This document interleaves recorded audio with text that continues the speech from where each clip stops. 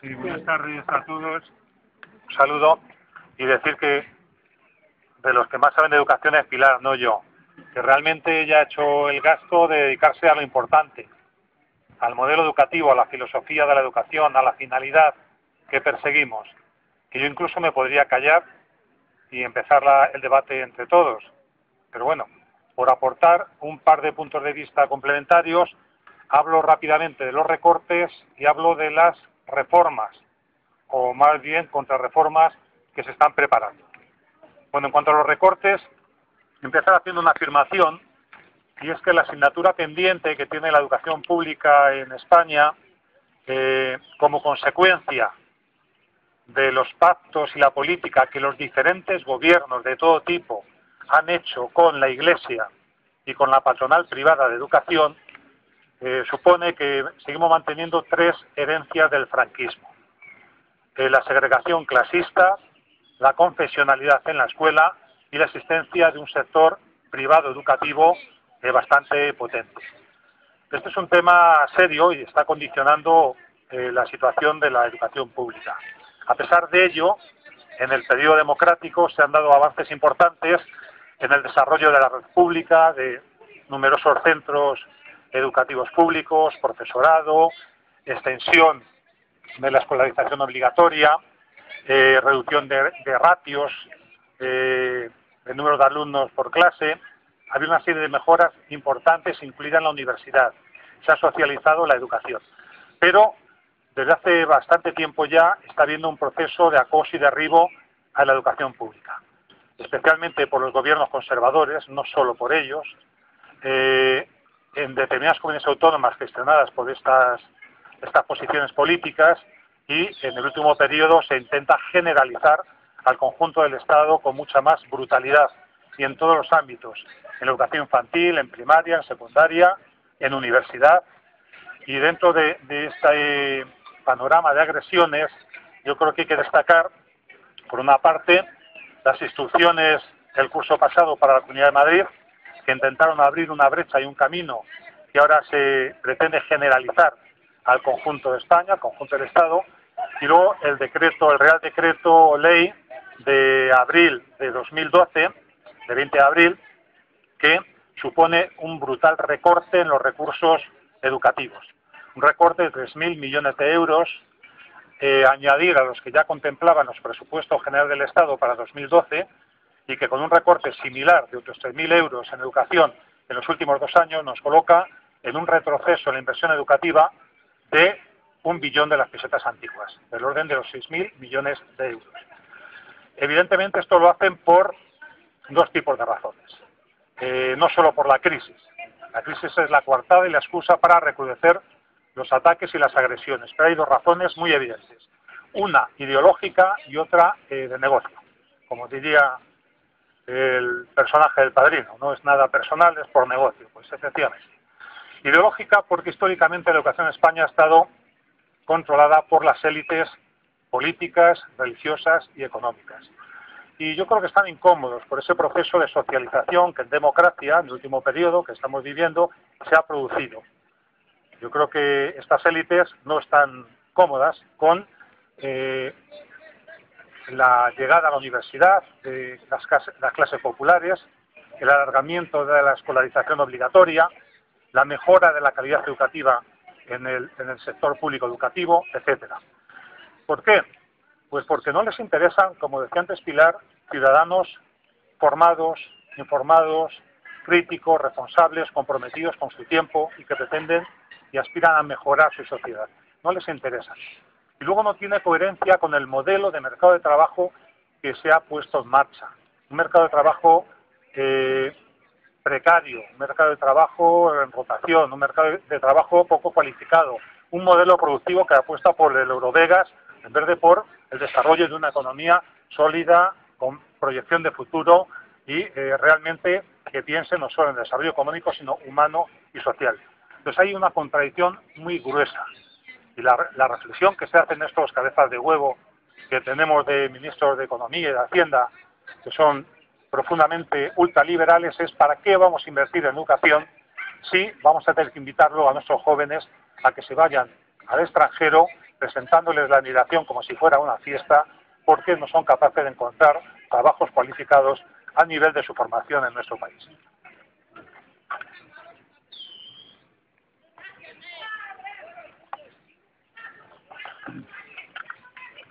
Y lo hacen también por negocio. El negocio es un negocio muy voluminoso.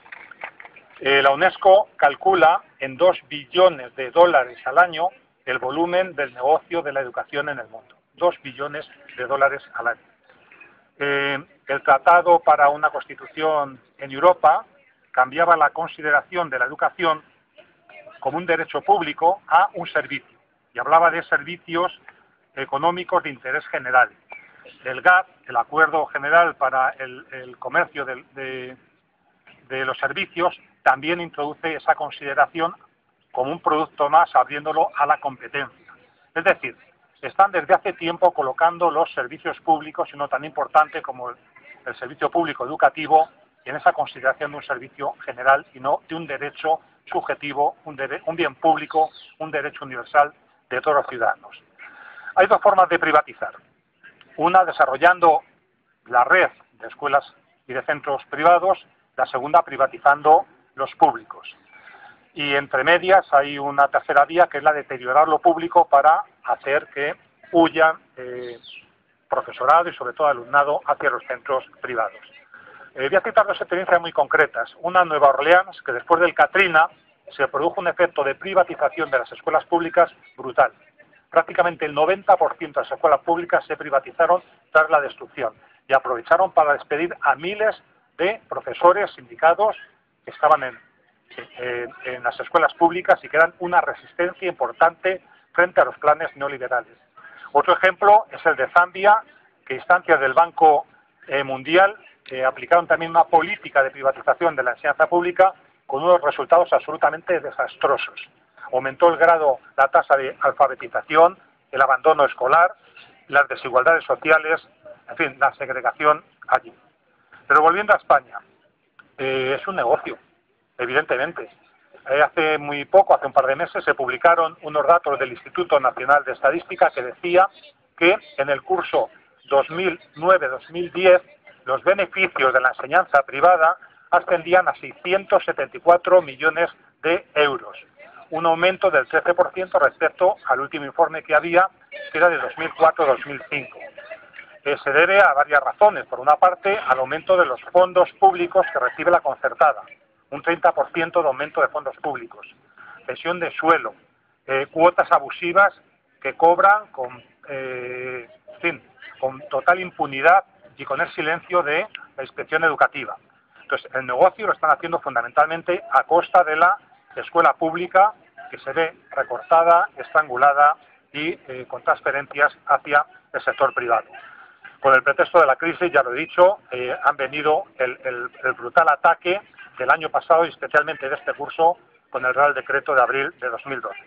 Las consecuencias son múltiples, no voy a abundar mucho en ellas, pero todas apuntan a un mayor fracaso escolar, apuntan a la eliminación progresiva, por ejemplo, de la etapa de 0 a 3 años como etapa educativa, que es fundamental para el desarrollo de la vida y el intelecto y la socialización del niño. Ha desaparecido absolutamente la formación del profesorado, las ofertas públicas de empleo prácticamente no ha habido en todo el Estado, excepto Madrid, unas cuantas y ridículas.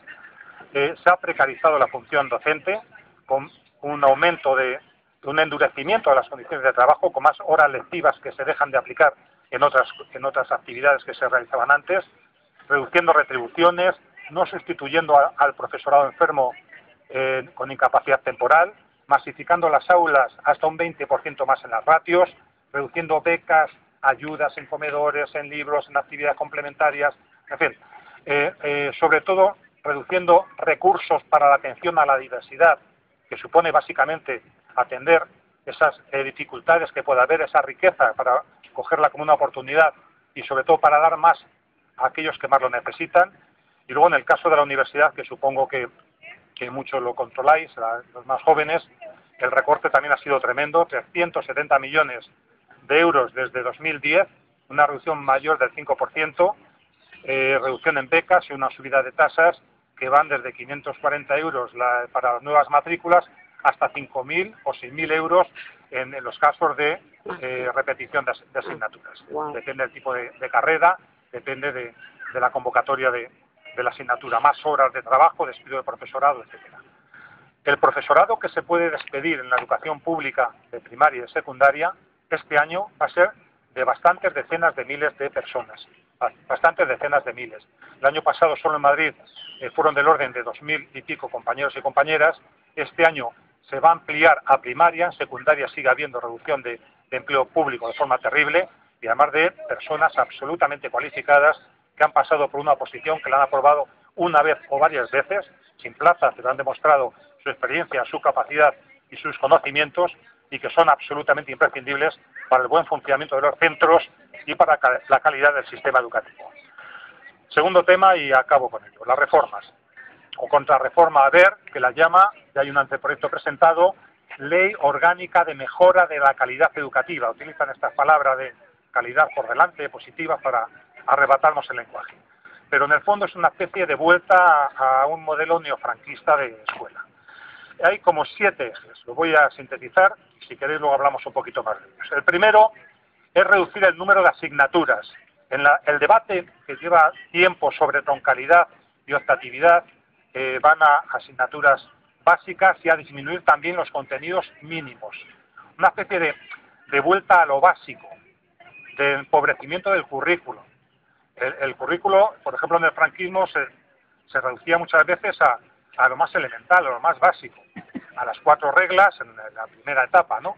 Las 4 reglas y saber leer y escribir, pues algo así quieren hacer, porque consideran que la etapa obligatoria de educación, para este mercado de trabajo precarizado y rotativo al que me refería antes, no hace falta mucho más. Y ellos, dentro de lo básico, incluyen lo que Berlusconi, también es otro cerebro de la filosofía de la educación, llamaba las 3 Is, o IES, que la traducción, la veréis muy clara, que es la misma que hacen aquí los ultraliberales tipo Ver o Esperanza Aguirre. El inglés, como elemento fundamental, ahí está la apuesta por el bilingüismo, este modelo absolutamente calamitoso y segregador de bilingüismo, Internet, las tecnologías de la información y la comunicación, y la impresa, que se dice en italiano y que aquí es la iniciativa emprendedora o el espíritu emprendedor como asignatura también a meter en los centros escolares. El segundo eje es el adelantamiento de la segregación en la escuela con itinerarios a partir o antes incluso de los 15 años. Ahora hay algunos itinerarios como los programas de cualificación profesional, los PCPI, para aquellos alumnos que tienen dificultades para seguir el desarrollo formativo, pero en casos excepcionales. Se pretende generalizar, se pretende que sea una vía de recurso ampliamente utilizada, a la que van a ir a parar fundamentalmente aquellos alumnos de familias socioeconómicamente desfavorecidas, intentando asociar o equiparar pobreza con poca capacidad para el estudio, algo que es absolutamente falso y nada probado por los estudios científicos. También se pretende adelantar la formación profesional a tercero de la ESO, con optativas y con itinerarios diferentes, en cuarto ya totalmente separados, no para reducir el fracaso escolar o el abandono escolar temprano, sino para disminuir la comprensividad y la igualdad de oportunidades, al mismo tiempo que se devalúa la formación profesional como una vía de segunda categoría. El tercer eje es presentar la educación como una carrera de obstáculos. Es el tema de las reválidas, lo que había en el franquismo, lo que no existe prácticamente en ningún lugar de Europa. Recuperarlas al final de cada etapa, de primaria, de secundaria, obligatoria y de bachillerato. Lo de bachillerato llevarlo a todos los niveles. Una especie de meritocracia, de carrera de obstáculos, de desvirtuar el propio sentido de la educación, hacerlo para preparar las pruebas, con todo lo que supone de evaluar contenidos y no basarse en las necesidades de los alumnos y en la necesidad de motivar a los alumnos, sino simplemente de superar una prueba. El cuarto eje es el mercado orientado a la educación, llevando el principio de competitividad entre centros, con pruebas externas para establecer rankings. Esto solo lo estaba haciendo Esperanza Aguirre en Madrid, con el tema PISA y haciendo públicos los datos para que, según ellos, los clientes, las familias, lleven a sus hijos a aquellos centros que consideren que están mejor. y pretenden dar cátedra de naturaleza y de legalidad a este hecho, a este principio. Nos parece que es un elemento totalmente distorsionador, porque nos mete la misma dinámica anterior, en preparar a los alumnos para que superen la prueba y no para que se formen no solo en conocimientos, sino como personas, se formen integralmente.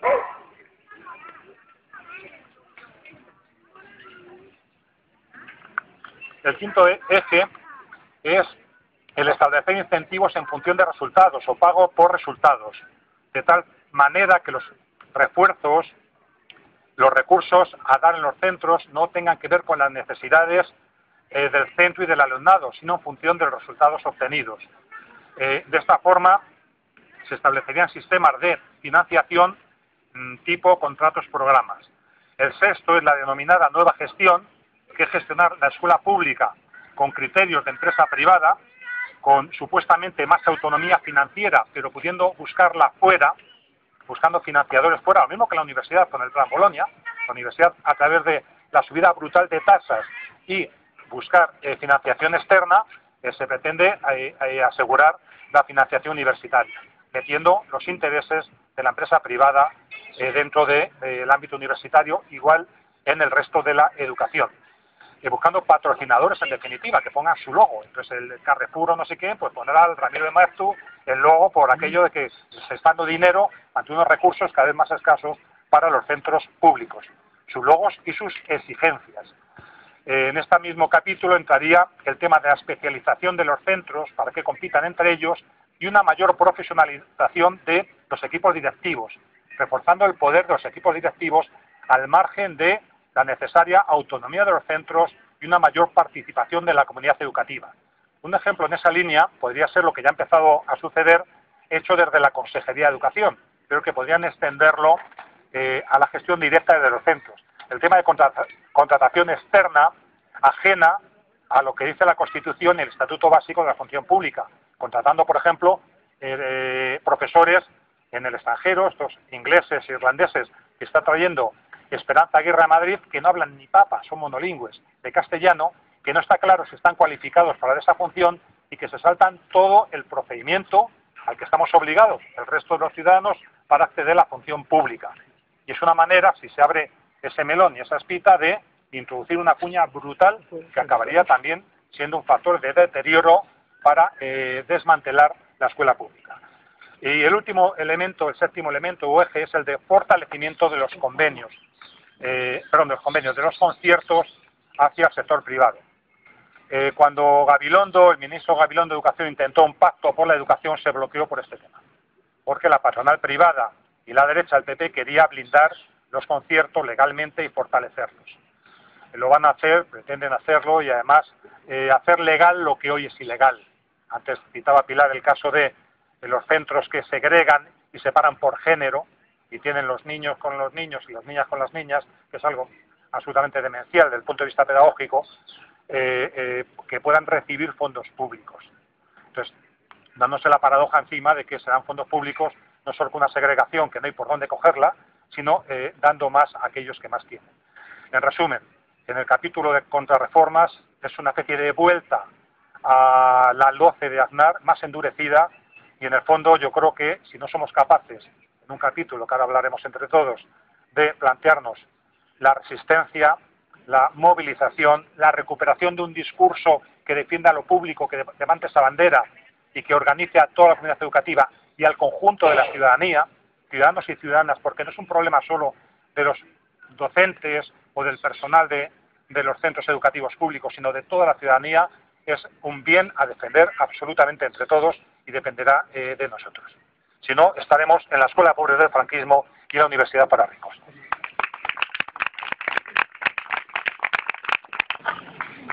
Bueno, gracias a Pilar y gracias a Agustín por estas maravillosas intervenciones.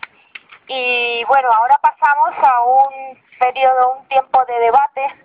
Recuerda que hemos empezado a las 6. Recuerda que hemos empezado a las 6 hoy. Recordamos que hemos empezado hoy a las 6 de la tarde porque a partir de ahora y hasta invierno o hasta que cambie un poco el tiempo, los domingos de economía se han trasladado para las 6 de la tarde. Digo para los que por casualidad no habéis visto en la página o bien porque no os enterasteis que habíamos hecho este cambio hoy. Bueno, pues que sepáis que el próximo domingo es a las 6 de la tarde.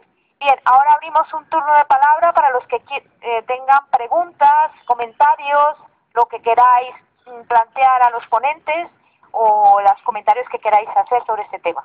Bueno, veo aquí a una compañera, como no veo otros brazos, bueno, ¿tu nombre? Vamos a coger tu palabra.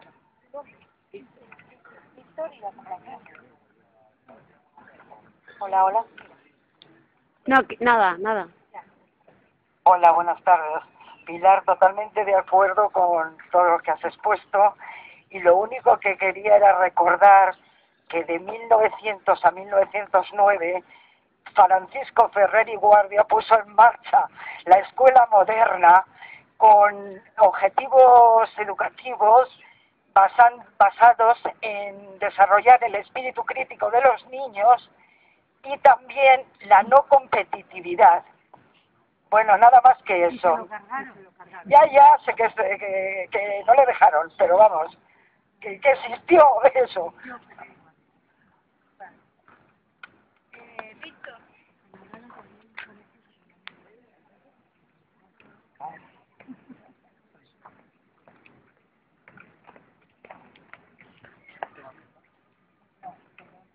No, no haces nada. No, hola. Bueno, buenas tardes a todos. Puedes cogerlo. Gracias por las intervenciones. Y yo quería poner un problema, sí, buenas tardes. Gracias por las intervenciones. Quería exponer un problema. Yo me llamo Víctor, tengo 29 años. Estoy muy de acuerdo con lo que dijeron los compañeros. No solamente de leer a Paulo Freire y todas estas concepciones pedagógicas, psicológicas, sino las he llevado a cabo. Estuve trabajando. También estudié durante 8 años, estudié magisterio, he hecho psicología y como os comentaba al principio de este comentario, pregunta, pues tengo un problema porque no encuentro trabajo. Así que yo no sé si aquí, he pensado, ¿no? Habrá gente dentro del sector educativo. Estuve trabajando la última vez 2 años en Ecuador en temas de alfabetización, desarrollando programas, así que no lo sé, también salimos en internet y bueno, era un poco esa situación.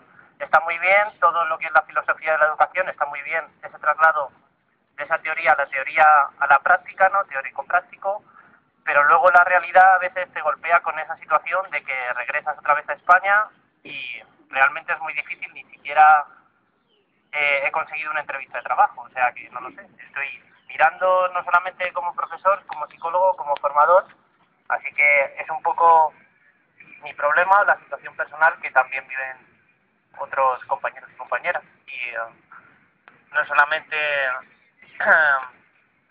mirar lo que es el concepto de la educación competitiva, no competitiva, cooperativa, no cooperativa, escuela pública o privada, sino que hay una situación ahora mismo, ¿no?, que también hacía referencia a Pilar, que nos encontramos bastantes personas. Solamente era eso, y si alguien sabe de algo, o el mayor experto en educación que decían, de dónde está el trabajo en educación o algo parecido, pues que lo agradecería. Muchas gracias.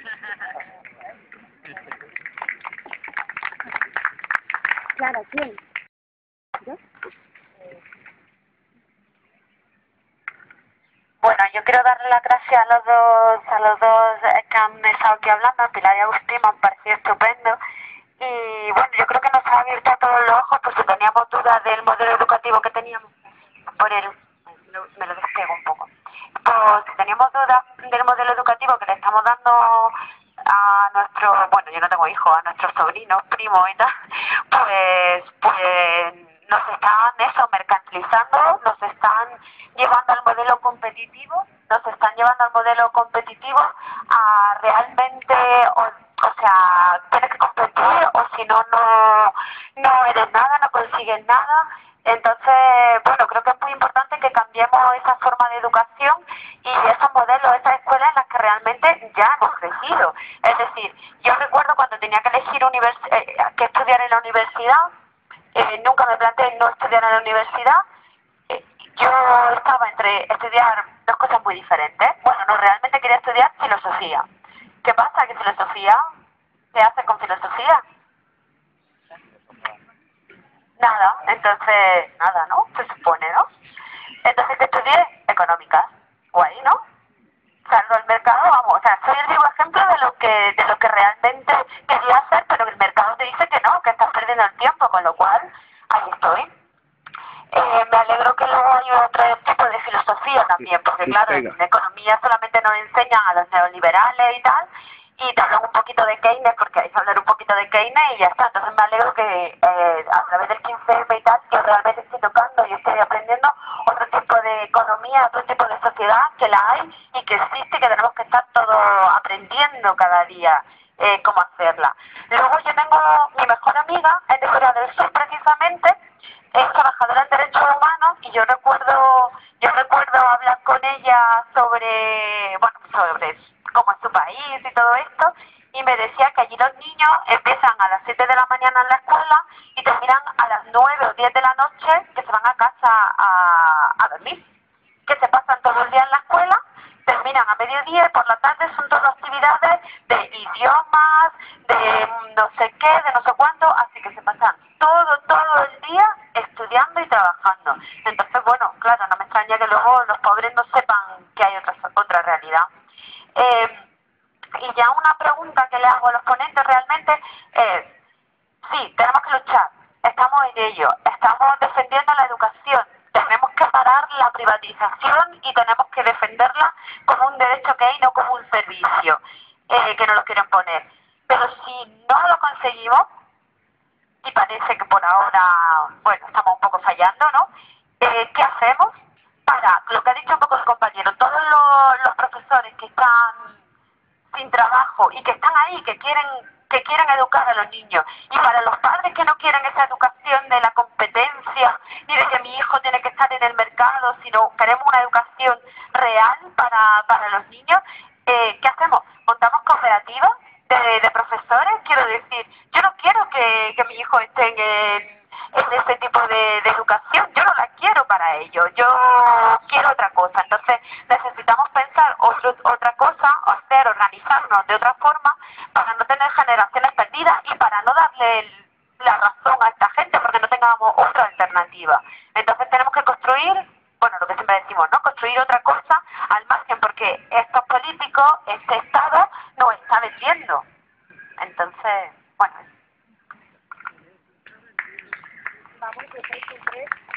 Bueno, solamente aclarar para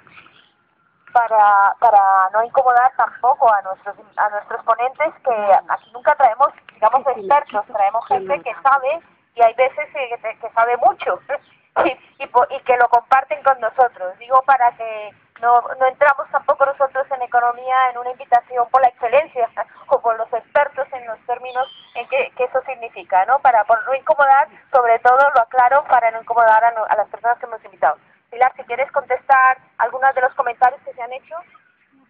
Solo una cosa que es quizá un mensaje de esperanza. No quiere decir que ganemos aquí y ahora.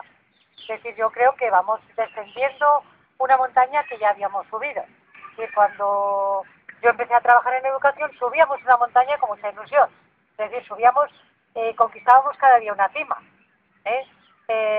Igual que se conquistó, por ejemplo, que todos los niños hasta los 16 años pudieran estudiar, evidentemente la gente decía, pero se ha deteriorado la enseñanza. Digo, claro, y el retiro cuando era de los reyes estaba mejor cuidado que ahora de vez en cuando dejamos una bolsa, pero es para todos. Entonces, lo importante es que las ideas no nos las ganen, que no pensemos como ellos, porque si algo hemos aprendido de Freire es que el opresor está en la cabeza del oprimido. La verdadera derrota es pensar como ellos.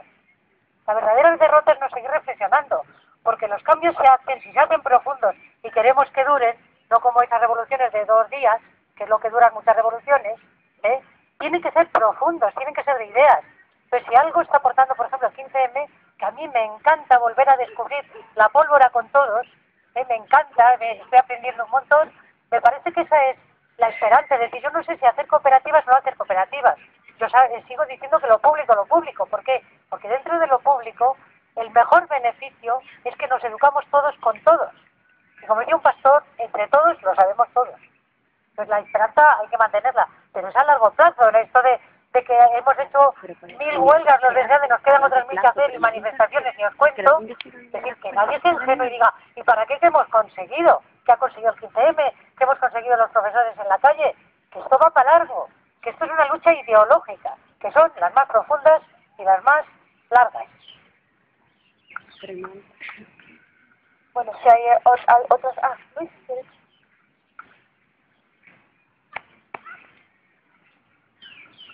Bueno, yo quisiera hacer una reflexión y quisiera hacer una pregunta, Santa Agustín. Ahora, quisiera hacer una pregunta ahora, Agustín y a Pilar. Lo primero, ¿quiénes son estos señores? ¿Qué formación tienen para planificar ellos la enseñanza? O sea, el señor Ver y por ejemplo, la señora Aguirre. Yo no quiero dar nombre opinión porque yo tengo ya la mía, la idea que tengo de ella, no quiero decirlo aquí. No, estaba diciendo que se supone que cuando alguien planifica o digamos, es la cabeza pensante, se supone o que tiene un grupo de asesores que son los que tenían que dirigir, que es los que tenían que guiarse, o qué formación tiene estas personas para poder ellos implantar un sistema. Punto uno. O sea, ya digo que yo tengo ya mi idea de ellos, pero no lo voy a decir. ¿Sabes? Dinos. ¿Dinos? Hombre, vamos a ver. La señora Aguirre es una inculta. A ver si te denuncia. Es muy lista, pero totalmente falta de inteligencia. Y el señor Ver no ha demostrado otra cosa, con lo cual creo que no se ha dicho todo. Para mí es distinto ser listo que ser inteligente. Totalmente distinto. Listo es el que se aprovecha a los demás, aquella persona oportunista, mientras que el inteligente está basado en no sé si queréis eso, no solamente tenemos una parte de mente, la mente racional, que es la que se estimula ahí, y la mente emocional, que es la que no se toca. Curiosamente, a algún compañero que ahora es psicólogo, no sé si ahora se da, pero antes no se daba nada de esto, de los trastornos emocionales. Bueno, y otra cosa quería decir, bueno, eso lo sabréis vosotros, está viendo ahora muchísimo los chavales el tema de fracaso escolar, y no sabréis el TDI, que es lo que están intentando, o sea, que dice déficit de atención con hiperactividad, se está diagnosticando. Entonces, bueno, algunos casos, evidentemente, a eso se supone que puede ser un trastorno neurológico, pero eso demostrado es un tanto por ciento bajísimo.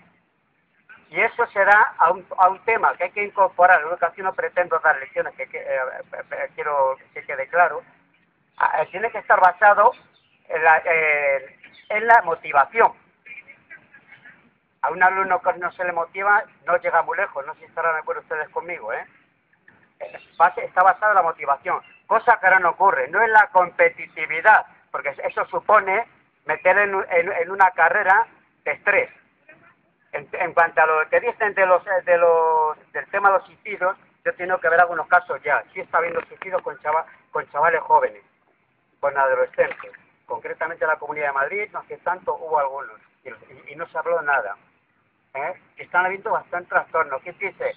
¿Y qué se trae detrás de eso? Simplemente otra venta que está asegurada el tema. O sea, que no solamente es el tema de la competitividad para la empresa, digamos, lo están pensando, sino que cuando hablamos de que a esos chavales, a esa persona hay que medicarlo, estamos hablando de potenciar también la industria farmacéutica. No sé qué queda de eso.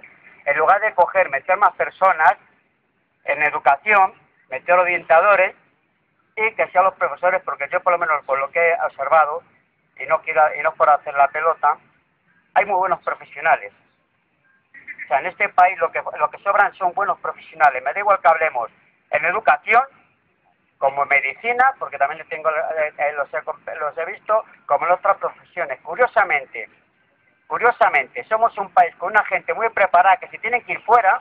Ahora el presidente de la señora Aguirre no se le ha ocurrido otra más que potenciar el alemán para que se vayan a Alemania, los chavales jóvenes, cuando yo pienso que se tiene que marchar ella. Pero eso sí, a un sitio donde no pudiese volver, claro. Sí. Bueno, vale. ¿Entiendes? Solamente eso, lo siento.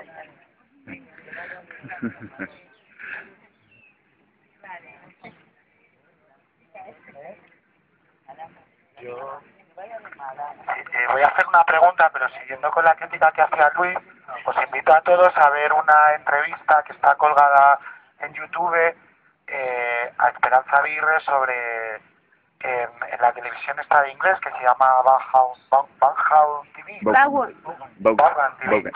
Pues ahí se ve lo bien que habla inglés esta señora y lo que quiere enseñarnos todos. Pero bueno, no tiene muchos niveles. El caso es que... Pues habla claro, en inglés. De verdad, le tiene que estar asistiendo todo el rato el presentador.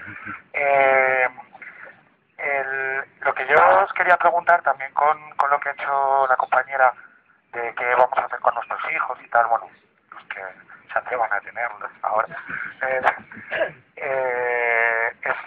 qué posición tenéis vosotros, porque sí que fue una cosa discutida al principio del 15M con lo que es la educación en casa, ¿no? O sea, si la educación a distancia para los niños es una alternativa, puede entrar dentro de la pública. Sí, no, referirme a eso. Gracias.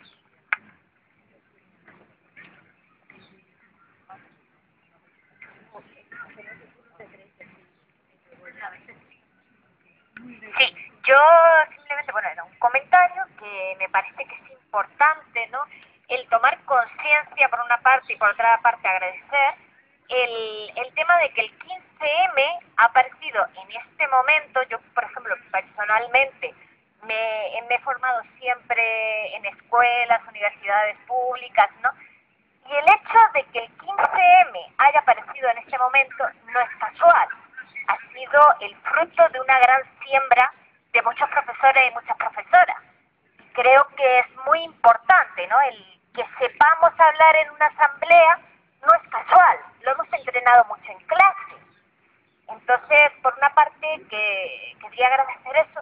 Y por otra parte, también no solamente el participar y tal, sino también la plasticidad mental, que nos han educado para pensar, más que para meternos datos. Porque, o sea, muchas veces cuando fue el aniversario del 15M, hablando con gente, comentábamos que en un solo año, esa evolución que comentaba antes que se producía en adolescentes, ¿no?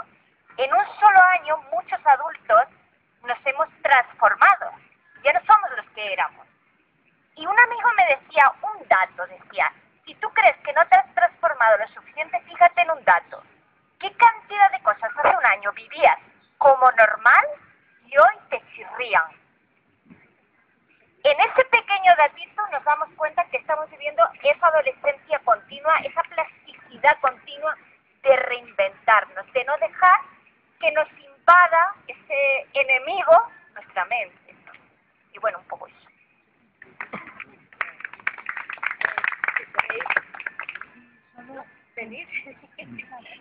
Vamos a estar así. No hay Solo, quizá no lo he dejado muy claro cuando he hablado de lo público, no lo público como riesgo, como el modelo suyo, pero afortunadamente somos los profesores los que estamos. Los profesores de la pública, por favor, no nos confundáis con la institución y de Esperanza Aguirre y del señor Ver. Somos cosas diferentes. Claro. Afortunadamente. Entonces, cuando habéis preguntado lo de la educación en casa o formar cooperativas como una alternativa a la educación que se presenta, el modelo de esta gente, somos un modelo resistente a los que estamos dentro, no os preocupéis. Pero no solo eso, sino porque, a ver, la escuela, igual que la familia, es un factor de protección o de riesgo, o las dos cosas. Es decir familia no es decir siempre protección, lo siento. Ese es un modelo que vemos desde una élite pequeña. Yo quiero educar a mi hijo porque estoy formada, tengo amigos que también están formados, que pueden seguir formando a mis hijos, pero ¿cuántas familias hay de ese tipo? Mucho cuidado, es decir, desde orientación, que por ejemplo es ya digo, una ventana muy abierta, vemos familias de todos los tipos, vemos familias muy deterioradas, muy hechas polvo, familias que realmente habría que proteger ciertamente a los hijos de alguna manera o compensarles de las familias que tienen. Entonces, igual la escuela que la familia no es siempre un factor de protección. Y por otro modelo, incluso la mejor familia, que se agrupe con las mejores familias y con los mejores amigos para educar a sus hijos unos valores que ellos creen, esto no es nuevo, es decir, la escuela muerta y todo eso es de los años 70 también, es un modelo que no ha dado muy buenos resultados, porque potencia una cosa que, aunque parezca de broma, yo digo que es el modelo encimista, de estar encima siempre de los hijos, de protegerles en exceso, de crearles que en un mundo campana. Tampoco me parece un modelo social ni solidario, pero es mi manera de pensar.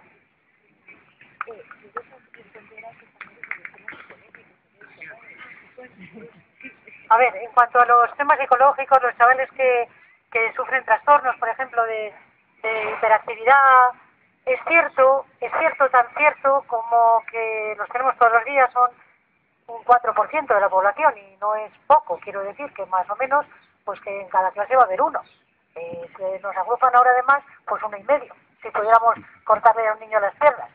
Pero esto no quiere decir, a mí me acuerdo que me dijo un neurólogo que es verdad que darles pastillas a los niños para que puedan estar integrados en la escuela es como a un celíaco darle pan y luego darles pastillas para que no le haga daño el pan. Pero es que la escuela es rígida, puede ser más o menos abierta, más o menos cooperativa, más o menos activa, pero es rígida. Y entonces es cierto que algunos niños, digo algunos, y esto lo deciden normalmente neurólogos y médicos, en España afortunadamente no hemos llegado como Estados Unidos a decir que es que todos los que son activos necesitan medicación. Pero sí es cierto que si hay que trabajar con atención, el mal siempre debe ser el menor. Es decir, si tienes, y nos dijo muy claro este neurólogo, y hablo por sus palabras, decía, cuando realmente el daño sea mayor, es decir, cuando tenga un fracaso escolar generalizado, y cuando tenga muchos problemas de relación con los demás, es decir, que le rechacen sus amigos. Entonces, el menor problema, entonces, es la pastilla. Y desde luego no hago yo trabajo gratis para las farmacéuticas, es decir, en pocos casos, y por supuesto que si tuviéramos muchos más profesores de apoyos, no necesitaban pastillas. Eso también es verdad. Quiero contestar algo. Aún sí quiero contestar algo.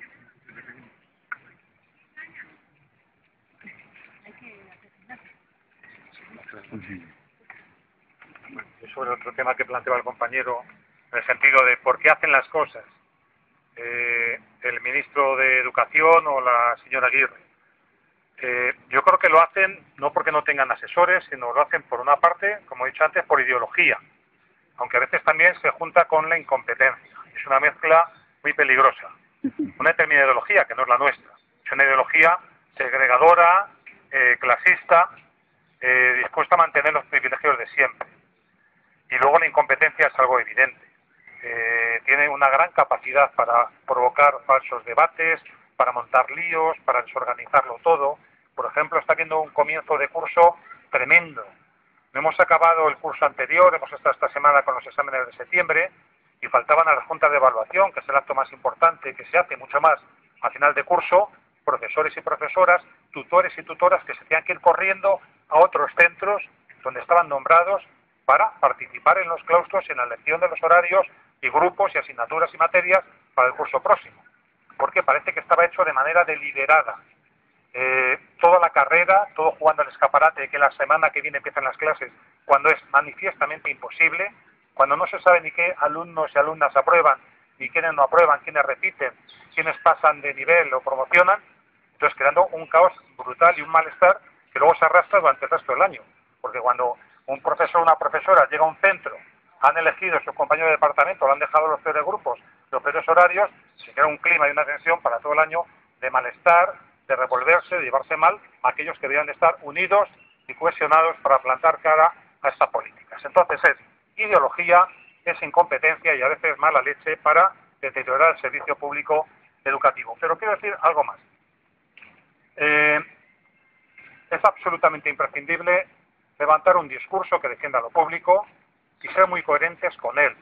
Y cuando digo coherentes con él es defenderlo en la calle, y este año seguiremos defendiéndolo con huelgas, con movilizaciones. Queramos que además las huelgas sean sobre todo de ámbito estatal, porque ya no solo afecta a la Comunidad de Madrid, sino a todas las comunidades. Lo que decía Pilar, que se quitaban la camiseta, se quedaban allí desnudos de torso para arriba los directores de Aragón, porque no les permitía entrar con ella a la reunión con el consejero, es un indicador de cómo están las cosas. Veía en la revista Escuela que despiden a 2000 y pico profesores y profesoras de Castilla-La Mancha, 1000 y pico en Murcia, no sé cuántos. Estamos hablando de decenas de miles de personas despedidas, pero no solo es una cuestión de que quiten las pagas, las retribuciones, haya más horas, haya despidos, haya peores condiciones de trabajo. Es un problema del modelo educativo a defender. Entonces hay que levantar esa bandera, hay que resistirse con las movilizaciones, con las huelgas, pero también peleando por la calidad dentro de los centros educativos públicos. Y pelear por la calidad en los centros educativos públicos es aumentar el compromiso del profesorado y de toda la comunidad educativa. más participación del alumnado y más participación de las familias, para que haya proyectos educativos con innovación, democráticos, que haya compromiso para gestionar los recursos que tenemos, aunque suponga un sobreesfuerzo, para seguir formándonos el profesorado, aunque sea de forma autodidacta y por nuestros propios medios, porque se carga la formación institucional. En definitiva, vienen a por nosotros y hay que defenderse con uñas y dientes y defender el servicio público educativo, dejando el pesimismo para mejores tiempos. Ahora no podemos tirar la toalla, sino que hay que tener las cosas absolutamente claras, porque lo que no sabe Aguirre y Vero, si lo saben se olvidan de ello, es que la educación es el futuro de un país. La inversión en educación es una inversión y no un gasto. Dice un premio Nobel, Hetman, que es Hetman del año 2000, premio Nobel de Economía, que por cada euro o dólar que se invierte, la rentabilidad, que se invierte en educación, la rentabilidad es de entre el 7 y el 10% anual. Y como él dice irónicamente, una rentabilidad que no la tiene ni el mejor fondo de inversión. Entonces, eso es lo que esta administración no sabe o no quiere saber. Y no lo tienen tan fácil. Ahí están las opiniones, las encuestas, los muestreos que indican dos cosas. Que esta política de ajuste tan brutal, que se puede endurecer con el rescate, no les va a salir gratis, le va a pasar un coste importante y tienen que salir y saltar del poder. Y en segundo lugar, que por más que intentan demonizar a funcionarios, a profesores, etcétera, el prestigio social, según dicen también las encuestas, es muy alto, es muy importante, porque hay compromiso, hay vocación, sabemos estar en los malos momentos a la altura de las circunstancias, seguimos haciendo aquello en lo que creemos y queremos abrirnos al conjunto de la ciudadanía para defender un servicio público básico.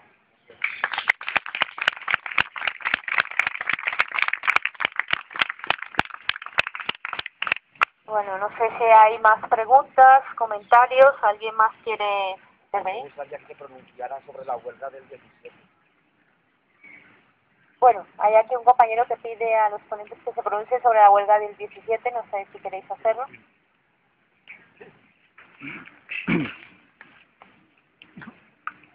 El curso pasado en la Comunidad de Madrid hicimos 12 huelgas, algunos hicieron 11, yo hice 12. Muchísimas manifestaciones y la voluntad que tiene el conjunto del profesorado, y yo creo que no solo el profesorado, sino también la comunidad educativa, incluyendo los padres, es la de seguir en la movilización. Movilización, yo digo en mi opinión personal, que debe de ser de carácter estatal, porque no es una cuestión solo de la Comunidad de Madrid. Es lo que el año pasado nos aplicaron a Madrid y no logramos pararlo del todo, aunque conseguimos algunos avances y aminorar el coste, ahora va al resto del Estado. Entonces, la movilización tiene que ser de todo el Estado español, de toda España, debería de ser de servicios públicos y debería ser también una huelga general del conjunto de los trabajadores. Creo que este domingo que viene, que va a haber una gran marcha a Madrid, convocado por comisiones, UGT y por una cumbre de unas 400 organizaciones sociales, hay que participar activamente. La exigencia el sábado 15, la exigencia es que el gobierno convoque un referéndum, que está engañando a los ciudadanos, que el programa con el que se presentó es un programa fraudulento que no está cumpliendo absolutamente, que hay otras vías para relanzar la economía, recuperarla, crear empleo, que no la de la austeridad, el ajuste permanente y continuo que está asfixiando a la economía de nuestro país. Que la deuda, en mi opinión, es impagable. No se puede pagar una deuda que entre pública y privada asciende del orden de los 2 y pico billones de euros. Y con un servicio de la deuda, unos intereses anuales del orden de los 30.000 millones de euros. Eso no hay quien lo pague. Entonces, ese es un tema que tiene que quedar, en mi opinión, cada vez más clara. Desde ese punto de vista, creo que hay que ir a la manifestación, que habrá que emplazar al gobierno a que haga un referéndum para que se pronuncien los ciudadanos. Seguramente no lo hará, porque las encuestas dicen que la intención de voto, que sus votantes, 1 de cada 2, el 50% de los votantes del PP no lo votarían hoy, fijaros cómo están las cosas, y eso debe de conducir este otoño a una huelga con carácter general. No obstante, nosotros en mi centro, en Vallecas, hicimos una asamblea el lunes, no vimos mucho ambiente, vamos a hacer otra el martes de esta semana y vamos a discutirlo. Yo, si mi centro dice que se hace huelga, estaré con mis compañeros. En mi opinión, creo que una huelga que aspire a ganar una batalla, una guerra, no es una batalla tan seria y tan gorda, hay que hacerla de forma que sea continua, larga y sostenida. No podemos coger y quemarnos un grupo de profesores, dividirnos entre nosotros y romper, por ejemplo, con las familias. Creo que sería más correcto planteamiento de huelga general, huelga con toda la comunidad educativa y que pueda prolongarse en el tiempo. No sé, le pongo un ejemplo. Si un país le ocupan, y este país le están ocupando, y aquí se ha llegado a hablar de golpe de estado financiero, de palabras muy gruesas, si un país lo ocupan no podemos ir 50.000 o 2.000 o 5.000 personas a luchar con uñas y dientes contra el invasor. Habrá que luchar de otra manera, habrá que aguantar una lucha de resistencia para ganar finalmente no una batalla, sino el conjunto de la guerra. Pero repito, todo el respeto a los compañeros que lo plantean, nosotros haremos una asamblea, somos un centro muy combativo, como están todas, y yo me sujetaré a lo que digan mis compañeros y compañeras. ¿Hay alguna otra pregunta, algún otro comentario? Bueno, pues si no hay más comentarios...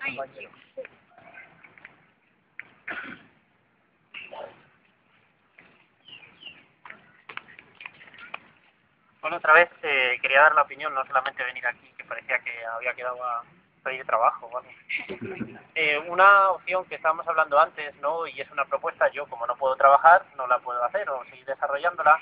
En Latinoamérica, en parte de Latinoamérica están haciendo, no en todos los centros y dependiendo de los países, ¿no? Hablar de Latinoamérica es algo muy grande, pero sí afirman que la educación es cara, ¿no? Habría que ver cómo abaratarla. Y uno de los temas que viene, en este caso hay muchas medidas, ¿no? Pero uno de los temas que viene ahora a principio de curso es el tema de los libros de texto, ¿no? Tenemos los libros de texto, dentro del 15M, asociaciones de padres y madres en distintos colegios están haciendo lo que es reciclaje de libros o, bueno, tengo el libro de mi hijo y paso al siguiente curso y lo compartiría con el compañero. Y esa es una buena iniciativa, y otras que ya se han desarrollado, yo me acuerdo incluso cuando estudié, alguno de mis profesores, es que desarrollasen su propio libro, ¿no? En este caso por departamentos, elaborar una serie de fotocopias que nosotros llevamos en reprografía, fotocopiábamos, ¿no? Y era una inversión mucho más, o sea, menos costosa, y elaboraba, claro, una serie de trabajo extra al profesorado, ¿no? Pero sí que es una buena medida, yo en parte sí he estado desarrollándola, para, por una parte, abaratar una serie de costos que fomentan la educación, otra para democratizar, ¿no? Lo que es la emisión de contenidos de los libros de texto y esa librodependencia que existe en las clases, y también por echar un cable a las familias, ¿no? Con ese elevado gasto educativo. Así que hay muchas medidas, esa a lo mejor podría ser una de ellas, que se pueden ir desarrollando, bueno, yo sé de profesores, o se puede ir hablando en entornos así como más generalistas, ¿no? Donde hay gente que se dedica al sector educativo, otra gente que no, de elaborar los propios recursos educativos. Como ya os digo, en Latinoamérica, en sitios muy aislados donde apenas hay la posibilidad de gastarse en recursos, la imaginación o creatividad, ¿no? Para resolver algún tipo de dificultad o de obstáculo, pues podríamos utilizarla en estos casos, que siempre estamos viendo, ¿no? Esta serie de recortes, esta serie de defensa, pero también ese carácter proactivo, ¿no? Y de soluciones muy sencillas, muy a mano, que están ahí, que implica, bueno, no solamente a los profesores, sino también a los padres colaborar con este tipo de iniciativas. Y era un poco lo que quería darle. Bueno, no sé si hay algún otro comentario que se quiera hacer. Bueno, antes de seguir con los comentarios, sí quería recordaros, antes de que se vayan yendo algunas compañeras, y es que el 22 de septiembre, desde el 15M y desde muchas asambleas, a partir de una asamblea interbarrios de reacción de pasado mes de julio, se organizó un grupo de trabajo, se agrupó gente para organizar una manifestación precisamente en torno a todos los temas que hemos hablado aquí y muchos más, también sobre la banca, sobre la deuda, sobre una serie de problemas que son los que nos acucian a todos, pero fundamentalmente, o digamos como un tema importante, el tema de los servicios públicos, el tema de la educación, el tema de la sanidad, el tema del funcionariado, el tema del agua, etcétera, las privatizaciones y muchos más. Bien, esto va a ser el 22 de septiembre, lo estamos divulgando en todos los ámbitos donde podemos. El 22 de septiembre a las 6 de la tarde va a ir de Atocha a Sol, lo encontraré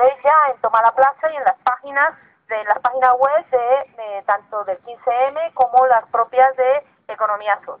Bueno, pues que sepáis que esa es una manifestación, además un poco, digamos, novedosa, porque va a ser una manifestación con paradas, o sea, con paradas programadas, para que los diferentes colectivos que participan y que convocan tengan ocasión de leer, digamos, sus manifiestos y también participar con performance o con otro tipo de actividades, de manera que sea pues realmente una manifestación lo más unificada o más convergente en cuanto a todo lo que son las problemáticas y los contenidos, porque nosotros estamos muy preocupados en que se traslade realmente a la mayoría, a la mayor cantidad de gente los contenidos de todo lo que estamos planteando, ¿no? Y no solamente se quede en meros eslóganes o en meras frases convocatorias, sino que realmente tengamos ocasión de saber qué es lo que proponemos, cuáles son estas alternativas que nos estamos planteando. La manifestación, el lema de la manifestación se llama desmontando mentiras, construyendo alternativas. Lo digo para todos los que de alguna manera estáis invitados o bien a participar en la propia organización o bien a convocar también y convertiros en divulgadores de la misma.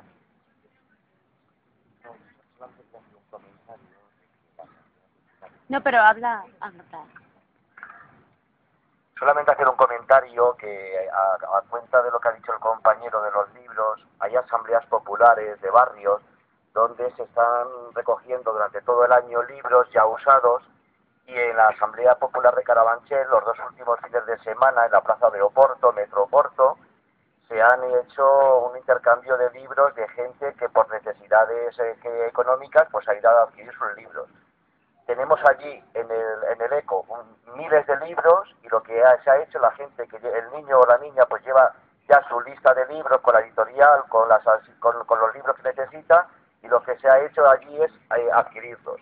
Creo que la Asamblea Popular de Carabanchel lo va a ceder a 2 asambleas más, todos los libros que ya no se utilicen, y este fin de semana no sé si se va a utilizar.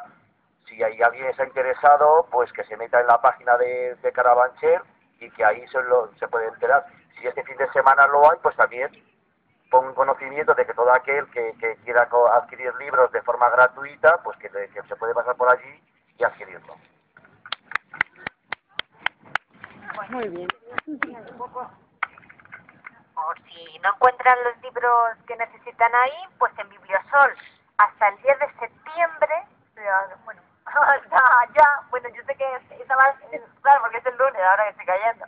Bueno, hasta el miércoles, de hecho, se estaban haciendo intercambios de libros los miércoles por la tarde, o sea, pasarse por Bibliosol.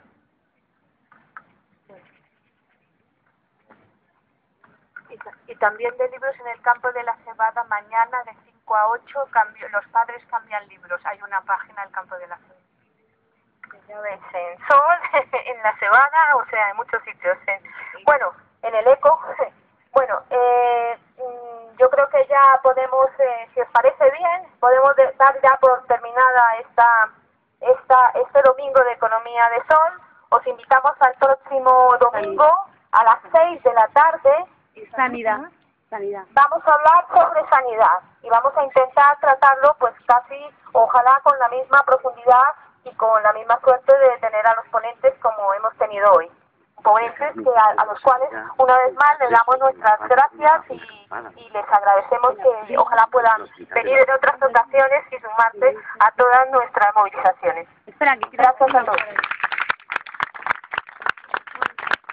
Ya que ha dicho lo de la compañera, lo de la sanidad, solamente recordar que el día 13, jueves, en el Hospital de La Paz, va a haber una acampada desde las 11 de la mañana hasta las 11 de la noche, que vaya todo el mundo que pueda, porque es muy importante que en esa ocasión, que lo va a coger el testigo el Hospital Sanitario de La Paz, pues que se va a hacer como una protesta contra los recortes en sanidad, que puede ser un genocidio y de que según los entendidos, de aquí a nada de tiempo pues podría morir más de 1 millón de personas por asistencia sanitaria o porque haya personas mayores pensionistas que no van a poder comprar por sus bajas ingresos económicos medicinas, y por su dejación de su enfermedad se va a poder agravar y se van a poder morir.